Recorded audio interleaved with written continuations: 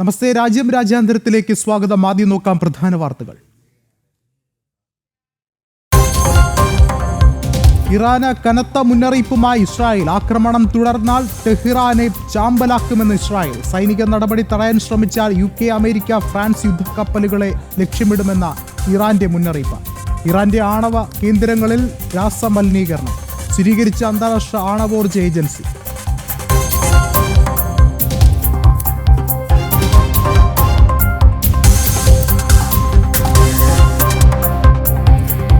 ഭാരതത്തിന്റെ മധ്യസ്ഥത അഭ്യർത്ഥിച്ച് ഇസ്രായേൽ. സംഘർഷം അവസാനിപ്പിക്കുന്നതിൽ ഭാരതത്തിന് നിർണായക പങ്ക് വഹിക്കാനാകുമെന്ന് ഇസ്രായേൽ അംബാസിഡർ.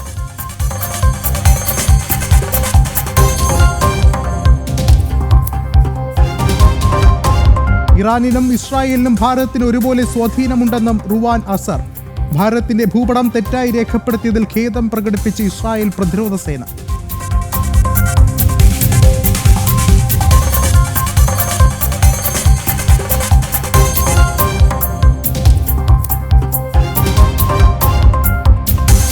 അഹമ്മദാബാദ് വിമാന ദുരന്തത്തിൽ ആഭ്യന്തര സെക്രട്ടറിയുടെ നേതൃത്വത്തിൽ ഉന്നതതല അന്വേഷണ സമിതി. മന്ത്രാലയ സെക്രട്ടറി, ആഭ്യന്തര വകുപ്പ് അഡീഷണൽ സെക്രട്ടറി ഉൾപ്പെടെയുള്ളവർ സമിതിയിൽ. 3 മാസത്തിനകം സമിതി റിപ്പോർട്ട് സമർപ്പിക്കുമെന്ന കേന്ദ്ര വ്യോമയാന മന്ത്രി രാംമോഹൻ നായിഡു.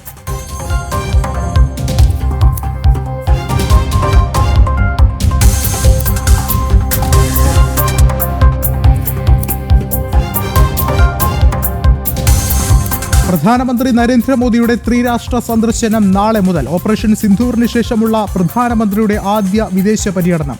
സൈപ്രസും കാനഡയും ക്രൊയേഷ്യയും സന്ദർശിക്കും. കാനഡയിൽ G7 ഉച്ചകോടി തിങ്കളാഴ്ച.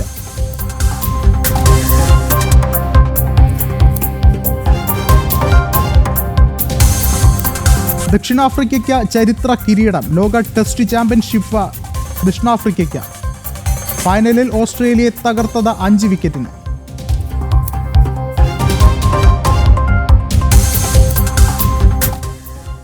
വിശദമായ വാർത്തകളിലേക്ക് കടക്കുകയാണ്. അഹമ്മദാബാദ് വിമാന അപകടത്തിൽ മൃതദേഹങ്ങൾ തിരിച്ചറിയാനുള്ള DNA പരിശോധന പുരോഗമിക്കുന്നു. 220-ലധികം സാമ്പിളുകൾ ഇതിനോടകം ശേഖരിച്ചു. മരിച്ച മലയാളി നഴ്സ് രഞ്ജിതയുടെ സഹോദരൻ രാവിലെ തന്നെ അഹമ്മദാബാദിൽ സിവിൽ ആശുപത്രിയിലെത്തി DNA പരിശോധനയ്ക്ക് സാമ്പിൾ നൽകി. രാജ്യത്തെ നടുക്കിയ അഹമ്മദാബാദ് വിമാനാപകടത്തിൽ മൃതദേഹങ്ങൾ തിരിച്ചറിയുന്നതിനായി DNA പരിശോധന പുരോഗമിക്കുകയാണ്. 265 മുതൽ 290 വരെ ആളുകളുടെ മൃതദേഹങ്ങൾ ആശുപത്രിയിലുണ്ടെന്നാണ് വിവരം. DNA പരിശോധനയ്ക്കായി 220-ലധികം സാമ്പിളുകൾ ഇതിനോടകം ശേഖരിച്ചിട്ടുണ്ട്. 48 മുതൽ 72 മണിക്കൂറിനുള്ളിൽ DNA പരിശോധനാ ഫലം ലഭിക്കുമെന്നും പോസ്റ്റ്മോർട്ടം ഉൾപ്പെടെ നടപടികൾ പൂർത്തിയാക്കി പോലീസിന്റെ അനുമതിയോടെ മാത്രമേ മൃതദേഹങ്ങൾ വിട്ടുനൽകൂ എന്നും ആശുപത്രി അധികൃതർ അറിയിച്ചു. Right now we are working on it and DNA sampling testing are working on it and it is going on at Kasoti Bhavan, BJ Medical College. After 48 hours the DNA sampling report will come and we will try to find out. അതേസമയം മരിച്ച Malayali nurse രഞ്ജിതയുടെ സഹോദരൻ രതീഷ് രാവിലെ അഹമ്മദാബാദിലെത്തി. Civil ആശുപത്രിയിലെ കസോട്ടി ഭവനിൽ DNA പരിശോധനയ്ക്ക് sample നൽകിയ രതീഷ് അഹമ്മദാബാദിൽ തുടരുകയാണ്. അവരിവിടെ വന്നു DNA ടെസ്റ്റിനുള്ള ബ്ലഡ് സാമ്പിൾ കൊടുത്തു കഴിഞ്ഞിട്ട് അവർ എയർ ഇന്ത്യക്കാർ തന്നെ അവരെ ഹോട്ടലിലേക്ക് വിട്ടേക്കുകയാണ്. ഇനിയും 72 മണിക്കൂറിന് ശേഷമേ DNA ടെസ്റ്റിൻ്റെ റിപ്പോർട്ട് വരികയുള്ളൂ. ആ റിപ്പോർട്ട് വന്നതിന് ശേഷം നാട്ടിലേക്ക് ഡെഡ് ബോഡി കൊണ്ടുപോകാൻ വേണ്ടി അത് എൻ്റെ അറിവിൽ എയർ ഇന്ത്യക്കാർ തന്നെ അതെല്ലാം ചെയ്യുന്നുണ്ട്. അപകടത്തിൽ പരിക്കേറ്റ 16 മെഡിക്കൽ വിദ്യാർത്ഥികൾ ഉൾപ്പെടെ 32 പേർ നിലവിൽ സിവിൽ ആശുപത്രിയിൽ തന്നെ ചികിത്സയിലുണ്ട്. കിടത്തി ചികിത്സ ആവശ്യമില്ലാത്ത നിസാര പരിക്കുകളുള്ള 25-ലധികം പേർ ആശുപത്രി വിട്ടു. മൃതദേഹങ്ങൾ തിരിച്ചറിയുന്നതിനുള്ള ശ്രമകരമായ ദൗത്യം തുടരുകയാണ്. DNA പരിശോധന നടത്തി മലയാളി നഴ്സ് രഞ്ജിതയുടെ മൃതദേഹം വിട്ടുനൽകാൻ 72 മണിക്കൂർ അധികമെടുക്കുമെന്നാണ് അധികൃതർ അറിയിച്ചത്. അഹമ്മദാബാദിലെ സിവിൽ ആശുപത്രിക്ക് മുൻപിൽ നിന്നും ഉണ്ണി കെ വാര്യർക്കൊപ്പം ജിഷ്ണു കൃഷ്ണൻ, ജനം. അഹമ്മദാബാദ് വിമാന ദുരന്തത്തിൽ ആഭ്യന്തര സെക്രട്ടറിയുടെ നേതൃത്വത്തിൽ ഉന്നതതല അന്വേഷണ സമിതി രൂപീകരിച്ചതായി കേന്ദ്ര വ്യോമയാന മന്ത്രി രാംമോഹൻ നായിഡു.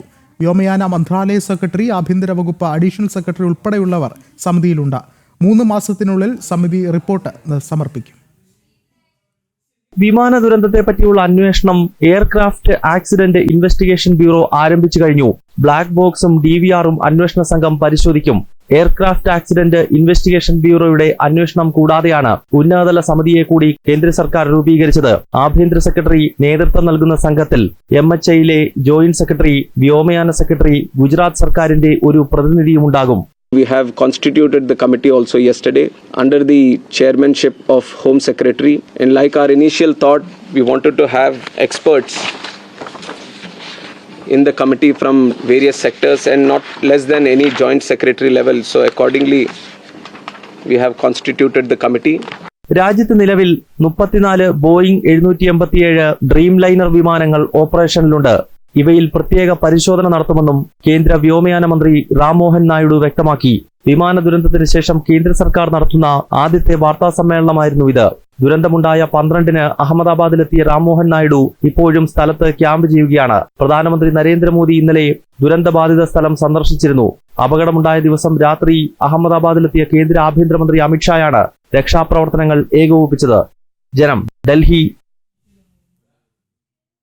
ജീവനക്കാർക്ക് ഹൃദയഭേദകമായ കത്തെഴുതി ടാറ്റ ഗ്രൂപ്പ് ചെയർമാൻ. അഹമ്മദാബാദ് വിമാന ദുരന്തത്തിൽ മരിച്ചവരുടെ ഉറ്റവർക്കൊപ്പമാണ് ടാറ്റ ഗ്രൂപ്പെന്ന് ചെയർമാൻ നടരാജൻ ചന്ദ്രശേഖരൻ പറഞ്ഞു. അപകട കാരണം കണ്ടെത്താൻ കാത്തിരിക്കാമെന്നും ജീവനക്കാർക്ക് എഴുതിയ കത്തിൽ അദ്ദേഹം ചൂണ്ടിക്കാട്ടി. അഹമ്മദാബാദ് വിമാന ദുരന്തത്തിന്റെ പശ്ചാത്തലത്തിൽ ജീവനക്കാർക്ക് ഹൃദയഭേദകമായ കത്തെഴുതി ടാറ്റ ഗ്രൂപ്പ് ചെയർമാൻ. അഹമ്മദാബാദ് വിമാന ദുരന്തത്തിൽ മരിച്ചവരുടെ ഉറ്റവർക്കൊപ്പമാണ് ടാറ്റ ഗ്രൂപ്പ് നിലകൊള്ളുന്നതെന്ന് ചെയർമാൻ നടരാജൻ ചന്ദ്രശേഖരൻ. അപകട കാരണം കണ്ടെത്താൻ കാത്തിരിക്കാമെന്നും ജീവനക്കാർക്ക് എഴുതിയ കത്തിൽ അദ്ദേഹം പറയുന്നു. 241 പേരുടെ മരണത്തിന് കാരണമായ അഹമ്മദാബാദ് വിമാന ദുരന്തത്തിന് പിന്നാലെയാണ് ടാറ്റ ഗ്രൂപ്പ് ചെയർമാൻ ജീവനക്കാർക്ക് ഹൃദയഭേദകമായ കത്തെഴുതിയത്. ടാറ്റ ഗ്രൂപ്പിന്റെ ചരിത്രത്തിലെ കറുത്ത ദിനമെന്നാണ് ചെയർമാൻ ജൂൺ 12-ന് വിശേഷിപ്പിച്ചത്. ഒരിക്കലും മറക്കാനാവാത്ത ദിനം. വാക്കുകൾക്ക് ആശ്വാസം പകരാനാകില്ല. മരിച്ചവരുടെ കുടുംബത്തിനൊപ്പം ടാറ്റ ഗ്രൂപ്പ് ഉണ്ടാകുമെന്നും കത്തിൽ പറയുന്നുണ്ട്. അപകടത്തെക്കുറിച്ച് വരുന്ന ഊഹാപോഹങ്ങളല്ല, യഥാർത്ഥ കാരണം കണ്ടെത്തി പുറത്തുവിടുമെന്നും അദ്ദേഹം വ്യക്തമാക്കി. ഇതേക്കുറിച്ച് അന്വേഷിക്കുന്ന സംഘത്തിന് ടാറ്റ ഗ്രൂപ്പിന്റെ പൂർണ്ണ സഹകരണമുണ്ടാകും. വളരെയധികം ആളുകൾ വിശ്വസിച്ച ഒരു ഗ്രൂപ്പ് എന്ന നിലയിൽ എയർ ഇന്ത്യയെ ഏറ്റെടുത്തപ്പോൾ യാത്രക്കാരുടെ സുരക്ഷ ഉറപ്പാക്കുക എന്നതായിരുന്നു മുൻഗണന. അതിലൊരു വിട്ടുവീഴ്ചയും ഉണ്ടായിരുന്നില്ലെന്നും നടരാജൻ ചന്ദ്രശേഖരൻ കത്തിൽ പറഞ്ഞു. അഹമ്മദാബാദിൽ നിന്ന് ലണ്ടനിലേക്ക് പോകുകയായിരുന്ന എയർ ഇന്ത്യ വിമാനം AI-171 വിമാനാപകടത്തിൽ ജീവൻ നഷ്ടപ്പെട്ടവർക്ക് 1 കോടി രൂപ നഷ്ടപരിഹാരം ഗ്രൂപ്പ് പ്രഖ്യാപിച്ചിട്ടുണ്ട്. 229 യാത്രക്കാരും 12 ക്രൂ അംഗങ്ങളുമാണ് മരിച്ചത്. ഇന്ത്യൻ വംശജനായ ബ്രിട്ടീഷ് പൗരനായ വിശ്വാസ് കുമാർ രമേശ് എന്നയാൾ മാത്രമാണ് പരിക്കുകളോടെ രക്ഷപ്പെട്ടത്. നാഷണൽ ഡെസ്ക്, ജനം. പ്രധാനമന്ത്രി നരേന്ദ്രമോദിയുടെ ത്രിരാഷ്ട്ര സന്ദർശനം നാളെ ആരംഭിക്കും. ഓപ്പറേഷൻ സിന്ധൂറിന് ശേഷമുള്ള പ്രധാനമന്ത്രിയുടെ ആദ്യ വിദേശ പര്യടനം ആണിത്. സൈപ്രസ്, കാനഡ, ക്രൊയേഷ്യ രാജ്യങ്ങളാണ് പ്രധാനമന്ത്രി സന്ദർശിക്കുക. സൈപ്രസിലേക്കാണ് പ്രധാനമന്ത്രി ആദ്യം എത്തുക. തുർക്കിയുടെ ശത്രു രാജ്യമെന്ന നിലയിൽ മോദിയുടെ സൈപ്രസ് യാത്ര വലിയ വാർത്തയായിരുന്നു. പതിറ്റാണ്ടുകളുടെ തർക്കമാണ് ഇരു രാജ്യങ്ങളും തമ്മിൽ നിലനിൽക്കുന്നത്. ഓപ്പറേഷൻ സിന്ദൂറിൻ്റെ സമയത്ത് പാകിസ്ഥാന് തുർക്കി പിന്തുണ നൽകിയത് വിവാദമായിരുന്നു. സൈപ്രസ് സന്ദർശിക്കുന്ന 3ാമത്തെ ഇന്ത്യൻ പ്രധാനമന്ത്രിയാകും നരേന്ദ്രമോദി. ഇതിനു മുൻപ് അടൽ ബിഹാരി വാജ്പേയിയും ഇന്ദിരാഗാന്ധിയുമാണ് സൈപ്രസിൽ എത്തിയിരുന്നത്. G7 ഉച്ചകോടിയിൽ പങ്കെടുക്കാനാണ് പ്രധാനമന്ത്രി കാനഡയിൽ എത്തുക. കനഡിയൻ പ്രധാനമന്ത്രി മാർക്ക് കാർണിയുടെ ക്ഷണപ്രകാരമാണ് പ്രധാനമന്ത്രിയുടെ സന്ദർശനം. ജസ്റ്റിൻ ട്രൂഡോയുടെ കാലത്തെ നയതന്ത്ര വിള്ളൽ മോദിയുടെ സന്ദർശനത്തിലൂടെ പരിഹരിക്കും എന്നാണ് വിലയിരുത്തൽ. തിങ്കളാഴ്ച മോദി കാനഡയിലെത്തും. ഉച്ചകോടിക്കിടെ മാർക്ക് കാർണിയുമായി മോദി കൂടിക്കാഴ്ച നടത്തും. ഉഭയകക്ഷി ബന്ധം പുനഃസ്ഥാപിക്കുന്ന വേദിയാകും എന്ന് വിദേശകാര്യ മന്ത്രാലയം പ്രതികരിച്ചിരുന്നു. ട്രംപിൻ്റെ വ്യാപാര നയങ്ങളിൽ പെട്ടുലയുന്ന കാനഡയ്ക്ക് ഭാരതവുമായി സാമ്പത്തിക ബന്ധം ശക്തമാക്കേണ്ടത് അനിവാര്യമാണ്. ജൂൺ 18-ന് ക്രൊയേഷ്യൻ സന്ദർശനത്തോടെ പ്രധാനമന്ത്രിയുടെ വിദേശ പര്യടനം അവസാനിക്കും. ആദ്യമായാണ് ഒരു ഇന്ത്യൻ പ്രധാനമന്ത്രി ക്രൊയേഷ്യ സന്ദർശിക്കുന്നത്. നാഷണൽ ഡെസ്ക്, ജനം. ആക്രമണം തുടർന്നാൽ ടെഹ്റാൻ നഗരം ചാമ്പലാക്കുമെന്ന മുന്നറിയിപ്പുമായി ഇസ്രായേൽ. സൈനിക നടപടി തടയാൻ ശ്രമിച്ചാൽ ശക്തമായി തിരിച്ചടിക്കുമെന്ന ഇറാനും ഭീഷണി മുഴക്കി. മേഖലയിലെ ബ്രിട്ടൻ, ഫ്രാൻസ്, അമേരിക്ക എന്നീ രാജ്യങ്ങളുടെ യുദ്ധക്കപ്പലുകളെ ആക്രമിക്കുമെന്നാണ് ഇറാന്റെ ഒടുവിലത്തെ മുന്നറിയിപ്പ്. പശ്ചിമേഷ്യ വീണ്ടും കലുഷിതമാവുകയാണ് ഇതോടെ. ഇന്റർനാഷണൽ ഡെസ്കിൽ നിന്നും ഐസൺ ജോസ് ചേർന്നുണ്ട്. ഐസൺ, നിലവിൽ 2 രാജ്യങ്ങളും അങ്ങോട്ടും ഇങ്ങോട്ടും ആരോപണങ്ങൾ ഉന്നയിക്കുകയാണ്, ഒപ്പം തന്നെ വെല്ലുവിളികൾ ഉയർത്തുകയാണ്. എന്താണ് നിലവിലെ സാഹചര്യം? വിഷ്ണു, തീർച്ചയായും പരസ്പരം വെല്ലുവിളികൾ ഉയർത്തുന്ന ഒരു സാഹചര്യമാണ് ഇപ്പോൾ ഉള്ളത്. നേരത്തെ വിഷ്ണു സൂചിപ്പിച്ചതുപോലെ ഇസ്രായേൽ വളരെ കൃത്യമായൊരു മുന്നറിയിപ്പാണ്, ഇനിയും ആക്രമിക്കുകയാണെങ്കിൽ ടെഹ്റാനെ ചാമ്പലാക്കുമെന്ന ഒരു മുന്നറിയിപ്പാണ് നൽകിയത്. തുടർന്ന് അതിന് പിന്നാലെ നേരിട്ട് ഇസ്രായേലിനല്ല മുന്നറിയിപ്പ് നൽകിയത് എങ്കിൽ കൂടി ഇസ്രായേലിനെതിരായ ആക്രമണങ്ങളെ തടുക്കാൻ ശ്രമിക്കുകയോ ഏതെങ്കിലും തരത്തിൽ ഇടപെടുകയോ ചെയ്യുകയാണെങ്കിൽ അമേരിക്ക, ബ്രിട്ടൻ, ഫ്രാൻസ് തുടങ്ങിയ രാജ്യങ്ങളുടെ പടക്കപ്പലുകളുണ്ട്. ഇറാൻ്റെ പരിസരങ്ങളിലും അതുപോലെ തന്നെ ആ മേഖലകളിലെല്ലാം തന്നെയുള്ള പടക്കപ്പലുകളെയും മിലിറ്ററി അസറ്റുകളെയും ഇറാൻ്റെയും ഈ 3 രാജ്യങ്ങളുടെയും മിലിറ്ററി അസറ്റുകളെ ഇറാൻ ശക്തമായി ആക്രമിക്കുമെന്നാണ് ഇപ്പോൾ മുന്നറിയിപ്പ് നൽകിയിരിക്കുന്നത്. അതൊരു മുന്നറിയിപ്പായി കണക്കാക്കണമെന്നൊരു നിഗമനമാണ് ഇറാൻ്റെ ഭാഗത്തു നിന്ന് ഇപ്പോൾ ഉണ്ടായിരിക്കുന്നത്. വലിയ രീതിയിലുള്ള പ്രത്യാഘാതങ്ങൾ സൃഷ്ടിക്കുന്ന ഒരു മറുപടിയാണ് ഇറാൻ്റെ ഭാഗത്തു നിന്ന് ഉണ്ടായിരിക്കുന്നത് എന്നതും ഒരു യാഥാർത്ഥ്യം തന്നെയാണ്. ഇന്നലെ മുതൽ ഈ സംഘർഷം തുടർന്നുകൊണ്ടേയിരിക്കുകയാണ്. ഇസ്രായേലിൻ്റെ ആക്രമണം നടക്കുന്നു. ഇസ്രായേൽ ആക്രമണത്തിൽ ഏതാണ്ട് 80ഓളം പേർ മരിക്കുന്നു, 78 പേർ മരിച്ചു എന്നാണ് റിപ്പോർട്ടുകൾ വന്നത്. അതിനുശേഷം 500ഓളം പേർക്ക് പരിക്കേറ്റു എന്നാണ് അന്തിമമായി വരുന്ന റിപ്പോർട്ടുകൾ. അത്തരത്തിൽ വലിയ രീതിയിലുള്ള ഒരു ആക്രമണം നടന്നതിന് ശേഷം ശക്തമായൊരു തിരിച്ചടി തന്നെയാണ് ഇറാൻ്റെ ഭാഗത്തു നിന്നും ഉണ്ടായത്. ഇറാൻ്റെ ഭാഗത്തു നിന്നുണ്ടായ തിരിച്ചടി ഉണ്ടാകുന്ന ആ വേളയിൽ തന്നെ UN സുരക്ഷാ കൗൺസിലിനെ സമീപിക്കുകയും ചെയ്തിരുന്നു ഇറാൻ എന്നതാണ് മറ്റൊരു വസ്തുത. UN സുരക്ഷാ കൗൺസിലിലും ലോകരാഷ്ട്രങ്ങളിലെ വിവിധ നേതാക്കളെല്ലാം തന്നെ സമാധാനത്തിൻ്റെ വഴിയെ നീങ്ങണമെന്ന നിലപാട് വളരെ കൃത്യമായി അറിയിക്കുകയും ചെയ്യുന്നുണ്ട്. ഈ സംഘർഷബാധിതമായ സംഘർഷമുണ്ടാക്കിയ 2 രാജ്യങ്ങൾക്കും അതുപോലെ തന്നെ പ്രധാനമന്ത്രി നരേന്ദ്രമോദിയോടും ബെഞ്ചമിൻ നെതന്യാഹു സംസാരിച്ചിരുന്നു. ബെഞ്ചമിൻ നെതന്യാഹുവിനോടും പ്രധാനമന്ത്രി നരേന്ദ്രമോദി വ്യക്തമാക്കിയതും ഇക്കാര്യം തന്നെയാണ്. കർശനമായ നിലപാടുകൾ ഇക്കാര്യത്തിൽ എടുക്കണം എന്ന ഒരു കർശനമായ സമാധാന നീക്കങ്ങളും നയതന്ത്ര നിലപാടുകളും എടുക്കണമെന്ന ഒരു ആവശ്യമാണ് ഭാരതത്തിൻ്റെ പ്രധാനമന്ത്രിയും അറിയിച്ചത്. സങ്കീർണമായ ഒരവസ്ഥയിലേക്ക് കാര്യങ്ങൾ പോകുന്നു എന്നാണ് അറിയാൻ സാധിക്കുന്നത്. ഒരുപക്ഷേ അതിശക്തമായ ഒരു ആക്രമണം ഏത് ഭാഗത്തു നിന്നും, അത് ഇസ്രായേലിൻ്റെ ഭാഗത്തു നിന്ന് ഇറാനിലേക്കോ ഇറാൻ്റെ ഭാഗത്തു നിന്ന് ഇസ്രായേലിലേക്കോ ആക്രമണം നടന്നേക്കാമെന്ന ഒരു സൂചന തന്നെയാണ് നിലനിൽക്കുന്നത്. അത് അതിശക്തമായൊരു സൂചനയായി തന്നെ തുടരുന്നു എന്നതാണ് യാഥാർത്ഥ്യം. പല സംവിധാനങ്ങളും, വ്യോമ സംവിധാനങ്ങൾ, വ്യോമയാത്രാ സംവിധാനങ്ങളൊക്കെ തന്നെ പ്രതികൂലമായി ബാധിച്ചു തുടങ്ങിയിരുന്നു. ഇന്നലെ തന്നെ 15ഓളം വിമാനങ്ങൾ ഇന്നലെ റദ്ദാക്കിയിരുന്നു. അത്ര തന്നെ വിമാനങ്ങൾ ഇന്നും റദ്ദാക്കിയിട്ടുണ്ട് എന്നാണ് അറിയാൻ സാധിക്കുന്നത്. അത്തരത്തിൽ വലിയ തോതിലുള്ള യുദ്ധബാധിത പ്രദേശത്തെ സങ്കീർണാവസ്ഥയിലേക്ക് കാര്യങ്ങൾ പോകുന്നൊരവസ്ഥ നിലനിൽക്കുന്നതിനാൽ കടുത്ത നടപടി അനിവാര്യമാണ്, അല്ലെങ്കിൽ ഈ പ്രശ്നം അവസാനിപ്പിക്കാനുള്ള നടപടി അനിവാര്യമാണ് എന്ന നിലപാടാണ് മുന്നോട്ട് വെച്ചിരിക്കുന്നത്. മറ്റൊരു പ്രധാന വിഷയം എടുത്തു പറയേണ്ടത്, ഇസ്രായേലിൻ്റെ ആക്രമണം 2 തരത്തിൽ ലക്ഷ്യം കണ്ടു എന്ന് നിഗമനത്തിലെത്താൻ സാധിക്കുന്ന ഒരു സാഹചര്യമുണ്ട്. ഇറാൻ്റെ ആണവായുധ ശേഖരങ്ങളെ പ്രവർത്തനക്ഷമമല്ലാതാക്കാൻ, അതായത് ആറ്റോമിക് എനർജി ഏജൻസിയുടെ ഇൻ്റർനാഷണൽ ആറ്റോമിക് എനർജി ഏജൻസിയുടെ ഗൈഡ് ലൈൻ പ്രകാരം അല്ലെങ്കിൽ നിർദ്ദേശപ്രകാരമുള്ള പരിശോധനകൾ, സ്വാഭാവികമായ നിരീക്ഷണങ്ങൾ നടത്തുന്നതിൽ തന്നെ അവിടെ ആണവ കേന്ദ്രങ്ങളിൽ ചില മലിന വസ്തുക്കൾ അല്ലെങ്കിൽ ഒരു എക്സ്റ്റേണൽ മെറ്റീരിയൽ വന്നുപെട്ടിട്ടുണ്ട് എന്ന സൂചനയെല്ലാം തന്നെ വരികയും ചെയ്യുന്നുണ്ട്. അത്തരത്തിലുള്ള ആ സംഭവം വന്നുപെട്ടതോടുകൂടി ആ ആണവ കേന്ദ്രത്തിൻ്റെ സുരക്ഷയെ പ്രതികൂലമായി ബാധിക്കുകയും ആണവ കേന്ദ്രം നിർത്തിവെക്കുകയും ചെയ്യേണ്ട ഒരു സാഹചര്യമുണ്ട് എന്നാണ് അറിയാൻ സാധിക്കുന്നത്. അതിൻ്റെ പ്രവർത്തനം നിർത്തിയിട്ടുണ്ട്. അത്തരത്തിലുള്ള വിവരങ്ങളും ലഭ്യമാകുന്നുണ്ട്. ഇത്തരത്തിൽ ഇറാനെ ശക്തമായി നിയന്ത്രിക്കാനുള്ളൊരു നീക്കം തന്നെയാണ് ഇസ്രായേലിൻ്റെ ഭാഗത്ത് നിന്നുണ്ടാകുന്നത്. മാത്രമല്ല ഇറാൻ്റെ പല കേന്ദ്രങ്ങളിലും ആക്രമണം നടന്നതോടുകൂടി കുറേ കൂടി ദുർബലമാക്കാൻ സാധിച്ചു ഇറാനെ എന്നാണ് ഇസ്രായേലിൻ്റെ ഭാഗത്ത് നിന്നുണ്ടാകുന്ന ഒരു മറുപടിയും. തീർച്ചയായും വലിയ തോതിലുള്ള ഒരു ആക്രമണം നടത്തുന്ന ആ ഒരു രീതി ഉണ്ടായപ്പോൾ തന്നെ നേരത്തെ ഹിസ്ബുള്ളയെ പൂർണ്ണമായും നിയന്ത്രിക്കാനുള്ളൊരു നിലപാട് ഇസ്രായേൽ സ്വീകരിക്കുകയും ചെയ്തിരുന്നു. അതിൻ്റെ പശ്ചാത്തലത്തിൽ ഹിസ്ബുള്ള തങ്ങളുടെ ഈ ഇറാനെ, അതായത് ഈ പ്രോക്സി വാർ ആർക്ക് വേണ്ടിയാണോ തങ്ങൾ യുദ്ധം ചെയ്തത് ആ രാജ്യത്തിന് വേണ്ടി ഒരു നീക്കത്തിനില്ല, അല്ലെങ്കിൽ ഒരു ആക്രമണത്തിനില്ല, ഈ ഇസ്രായേലിനോട് തിരിച്ചടി നടത്താൻ ഹിസ്ബുള്ള ഇല്ല എന്നൊരു നിലപാട് കൃത്യമായി അറിയിക്കുകയും ചെയ്തിരുന്നു. ഇതെല്ലാം നിരവധിയായ പ്രശ്നങ്ങൾ ഇനിയും ഉരുണ്ടുകൂടിക്കൊണ്ടിരിക്കുന്ന ഒരു സാഹചര്യമാണ് പശ്ചിമേഷ്യയിൽ ഉണ്ടായിക്കൊണ്ടിരിക്കുന്നത്. ലോകരാഷ്ട്രങ്ങൾ ഇക്കാര്യങ്ങളെല്ലാം നിരീക്ഷിക്കുകയുമാണ്. അത്തരത്തിൽ ഈ സംഭവ വികാസങ്ങൾ മുന്നോട്ട് പോകുന്നു. UN സുരക്ഷാ കൗൺസിൽ ഉൾപ്പെടെയുള്ള സംവിധാനങ്ങൾ കൃത്യമായും നയതന്ത്ര നീക്കങ്ങളിലേക്ക് നീങ്ങണമെന്ന ആവശ്യം മുന്നോട്ട് വെച്ചിരിക്കുന്നു. ലോകരാഷ്ട്രങ്ങളും അതുതന്നെ മുന്നോട്ട് വയ്ക്കുകയാണ് ചെയ്തിരിക്കുന്നത്. വിഷ്ണു. ശരി, ഐസൺ ജോസാണ് വിവരങ്ങൾ നൽകിയത്. ഇറാൻ ആക്രമണം ആരംഭിച്ച സാഹചര്യത്തിൽ ജനങ്ങളോട് സുരക്ഷിത സ്ഥാനങ്ങളിലേക്ക് മാറാൻ നിർദ്ദേശം നൽകി ഇസ്രായേൽ. ഇന്നലെ ടെൽ അവീവിൽ വിവിധയിടങ്ങളിൽ ഇറാന്റെ മിസൈലുകൾ വന്നു പതിച്ചു. സംഘർഷം നയതന്ത്ര തലത്തിൽ പരിഹരിക്കാമെന്ന UN സെക്യൂരിറ്റി കൗൺസിൽ പ്രമേയം പാസാക്കി. ഇന്നലെ നടന്ന ആക്രമണത്തിൽ ഇസ്രായേലിന്റെ ആണവ കേന്ദ്രങ്ങളിൽ രാസമാലിന്യം കലർന്നതായി അന്താരാഷ്ട്ര അറ്റോമിക് എനർജി ഏജൻസി അറിയിച്ചു. ടെലവീവിൽ വിവിധ ഇടങ്ങളിൽ ഇറാന്റെ മിസൈലുകൾ പതിച്ചതായാണ് വിവരം. ആക്രമണത്തിൽ നിരവധി പേർക്ക് പരിക്കേറ്റിട്ടുണ്ട്. രാജ്യത്തെ ജനങ്ങളോട് സുരക്ഷിത സ്ഥാനങ്ങളിലേക്ക് മാറാൻ ഇന്നലെ തന്നെ ഇസ്രായേൽ ഭരണകൂടം ആവശ്യപ്പെട്ടിരുന്നു. ഇന്നലെ നടന്ന UN സുരക്ഷാ കൗൺസിൽ യോഗം ആക്രമണങ്ങൾ ഉടൻ അവസാനിപ്പിക്കണമെന്ന് ആവശ്യപ്പെട്ടു. മേഖലയിലെ സംഘർഷാവസ്ഥ പരിഹരിക്കാൻ നയതന്ത്ര ഇടപെടലുകൾ അനിവാര്യമെന്നും UN സെക്യൂരിറ്റി കൗൺസിൽ വിലയിരുത്തി. ജോർദാൻ താഴ്വരയിൽ സൈനിക വിന്യാസം ആരംഭിച്ചിരിക്കുകയാണ് ഇസ്രായേൽ സിറിയ ജോർദാൻ അതിർത്തിയിൽ സുരക്ഷ ഉറപ്പാക്കുകയാണ് ദൗത്യം. Islamic revolutionary guards corps aerospace police സേനാ വിഭാഗം കമാൻഡർ അമീർ അലി ഹജിസാദ ആക്രമണത്തിൽ കൊല്ലപ്പെട്ടു. അതേസമയം ഹിസ്ബുള്ള ഇസ്രയേലിനെതിരെ ആക്രമണത്തിനില്ലെന്ന നിലപാട് അറിയിക്കുകയും ചെയ്തിട്ടുണ്ട്.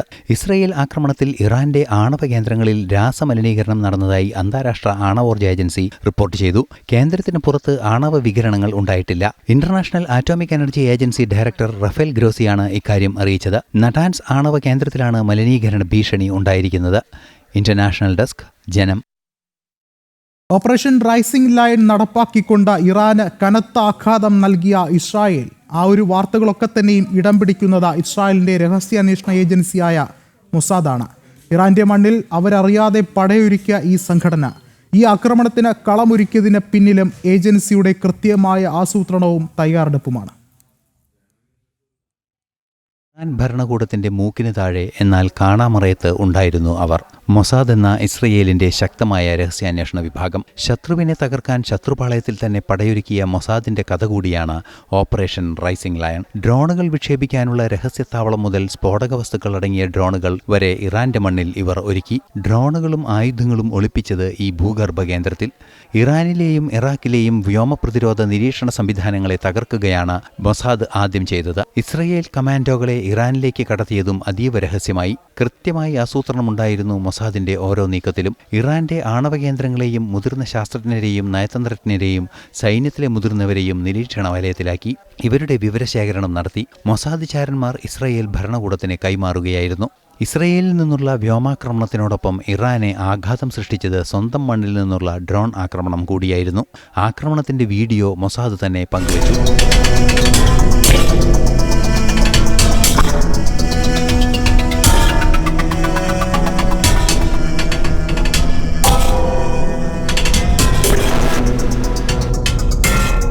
ഇത്തരം ദൃശ്യങ്ങൾ മൊസാദ് തന്നെ പങ്കുവയ്ക്കുന്നത് അത്യപൂർവമാണ്. ഇറാനുള്ളിലെ മിസൈൽ ലോഞ്ചറുകളെ ഡ്രോണുകൾ ആക്രമിക്കുന്നത് വീഡിയോകളിൽ വ്യക്തം. സൈബർ ആക്രമണം നടത്തി ഇറാന്റെ വ്യോമ പ്രതിരോധ സംവിധാനത്തെ വഴിതെറ്റിക്കാനും മൊസാദിന് കഴിഞ്ഞു.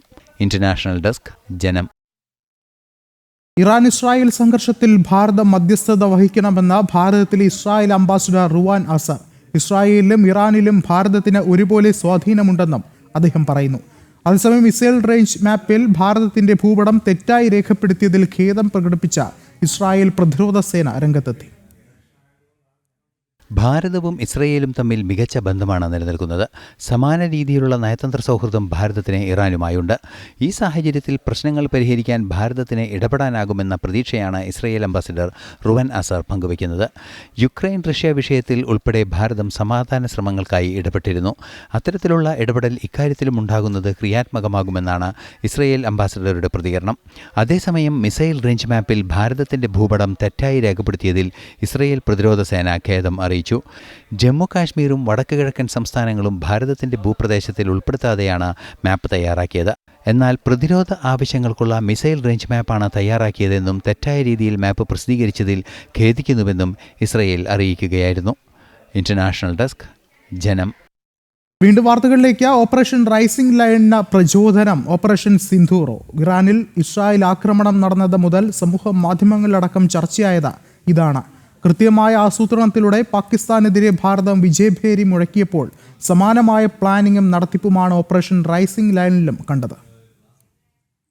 23 മിനിറ്റ്, 9 ഭീകര കേന്ദ്രങ്ങൾ, 100ഓളം ഭീകരർ.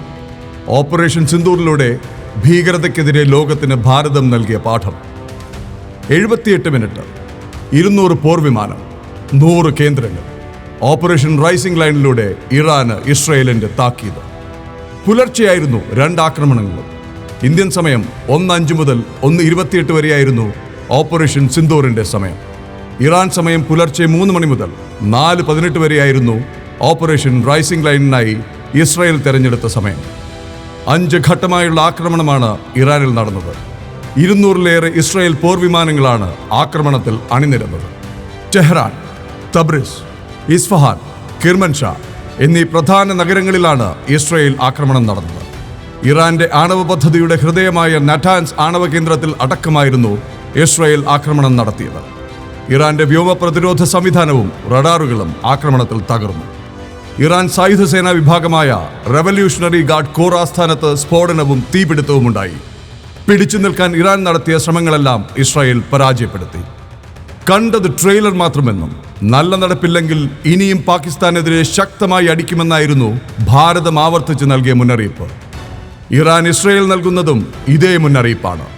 ഇനിയും നിർത്തിയില്ലെങ്കിൽ ഓപ്പറേഷൻ റൈസിംഗ് ലൈൻ തുടരുമെന്ന്.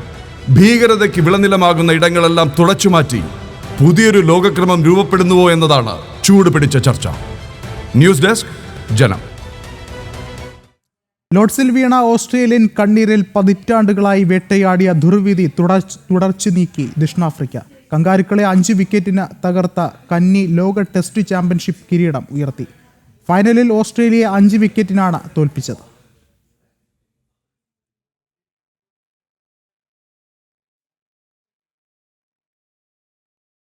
പഹൽഗാമിൽ സഞ്ചാരികളെ രക്ഷിക്കുന്നതിനിടെ ഭീകരരുടെ വെടിയേറ്റ് കൊല്ലപ്പെട്ട സയ്യിദ് ആദിൽ ഹുസൈൻ ഷായുടെ വീട് സന്ദർശിച്ച ലഫ്റ്റനന്റ് ഗവർണർ മനോജ് സിൻഹ ഹുസൈൻ ഷായുടെ ധീരതയുടെ സ്മരണയ്ക്കായി ഭാര്യ ഗുൽനാസ് അക്തറിന് മനോജ് സിൻഹ നിയമനക്കത്തും കൈമാറി. അനന്തനാഗിലെ ഫിഷറീസ് വകുപ്പിൽ സ്ഥിര നിയമനമാണ് നൽകിയത്. ഭരണകൂടത്തിന്റെ നന്ദി സൂചകമായാണ് ജോലിയെന്നും അദ്ദേഹം കൂട്ടിച്ചേർത്തു.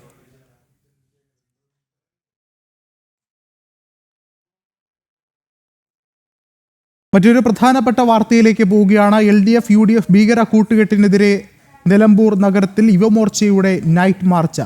വേണം വികസനം, വേണ്ട ഭീകരത എന്ന മുദ്രാവാക്യം ഉയർത്തി നടത്തുന്ന മാർച്ചിൽ രാജീവ് ചന്ദ്രശേഖർ പങ്കെടുക്കുകയാണ്. തത്സമയത്തിലേക്ക് 60 കൊല്ലം അവസരം കൊടുത്തു LDF-നും കോൺഗ്രസിനും.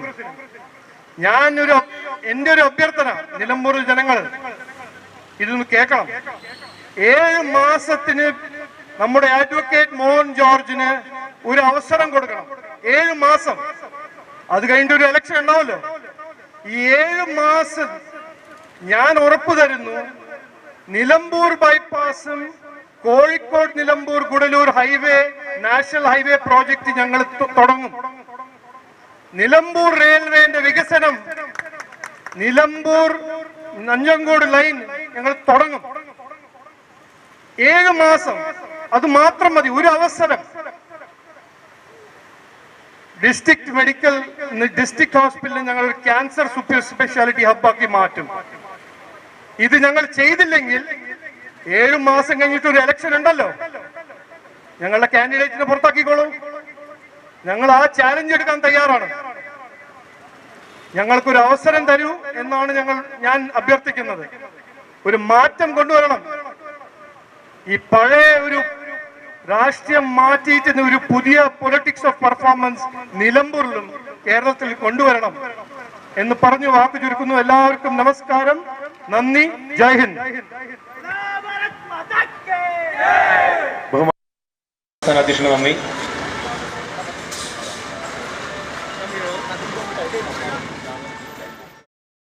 നിലമ്പൂരിൽ സംഘടിപ്പിച്ച യുവമോർച്ചയുടെ നൈറ്റ് മാർച്ച് ഉദ്ഘാടനം ചെയ്ത് സംസാരിക്കുകയായിരുന്നു സംസ്ഥാന BJP അധ്യക്ഷൻ രാജീവ് ചന്ദ്രശേഖർ. തത്സമയ ദൃശ്യങ്ങളാണ് പ്രേക്ഷകർ കണ്ടത്. ബുള്ളറ്റിൻ പൂർണ്ണമാവുകയാണ്. നമസ്തേ.